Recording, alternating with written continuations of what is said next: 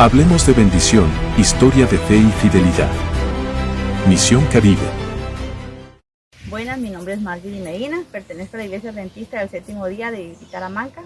Inicié como visita en el año 2010 y en el 2013 me bauticé. Tengo 2 hijos, soy casada y vivo acá en Vitalamanca.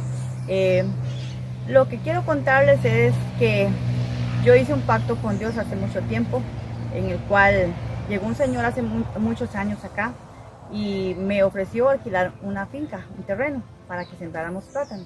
Yo tenía muchos problemas económicos junto con mi familia, pero por la situación que teníamos, mi esposo dijo que no. Resulta que yo alcancé al Señor y le dije al Señor, pues yo sí quiero hacerme cargo de la finca.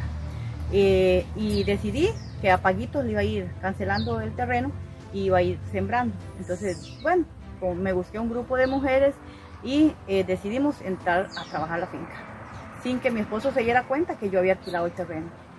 Y resulta que cuando llegué al terreno empezamos a chapear, buscamos la semilla, huequeamos y empezamos a sembrarla entre las mujeres y yo. Luego pusimos la semilla en el terreno y cuando pusimos la semilla, que ya la sembramos, ahí fue donde yo hice un pacto con Dios completamente. Y en ese momento entonces mis compañeras de trabajo salieron y se vinieron. Y yo les dije, caminen y yo tengo que hacer algo. En ese momento doblé mis rodillas y le dije, Señor, en tus manos pongo todo este terreno, pongo toda esta semilla, ya la sembré, ahora tú ayúdame a germinarla y hacerla crecer. Y te prometo que a cambio, Señor, te haré la primicia. La primera corta que salga de ahí será para ti.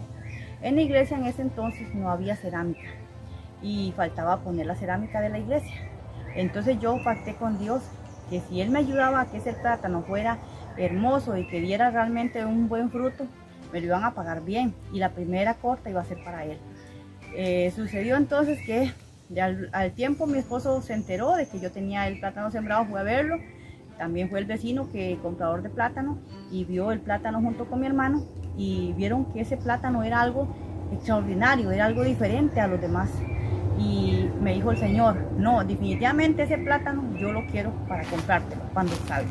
Cuando las matas crecieron, llegaron a parir, tuvieron un plátano grande que nadie quería jalarlo porque era demasiado grande los racimos. Hay personas que son testigos de eso, que la gente, los peones no querían jalar ese plátano, eran unos racimos que tenían de 47 dedos hasta 53 dedos, 54 dedos. Eran unos racimos realmente grandes. ¿Cómo? No sé, porque solamente la mano de Dios fue la que pudo haber hecho eso. La gente me preguntaba, ¿cómo logró ese plátano? Yo le dije, solamente Dios es el que sabe lo que Él hizo.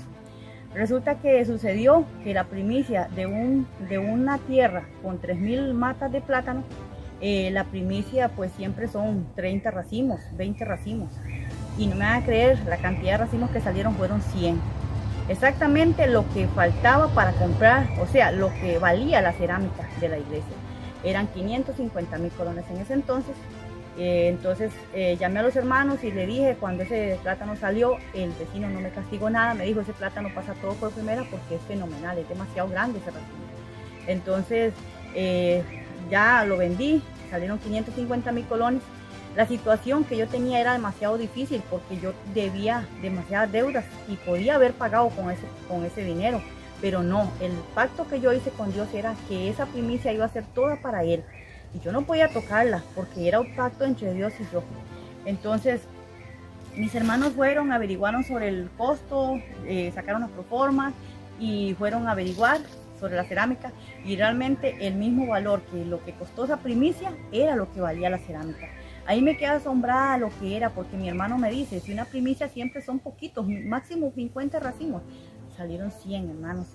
Y entonces con esto lo que quiero decir es que cuando uno promete a Dios y uno pacta con Dios, las bendiciones son grandes, grandes, porque después de ahí se vinieron acomodando todos los problemas económicos. Saqué el resto de plátano, no se perdió nada, fue algo fenomenal. Entonces lo que quiero decirles, hermanos, que cuando uno pacta con Dios, las bendiciones y las promesas son grandes y son de verdad, que de verdad son bendiciones.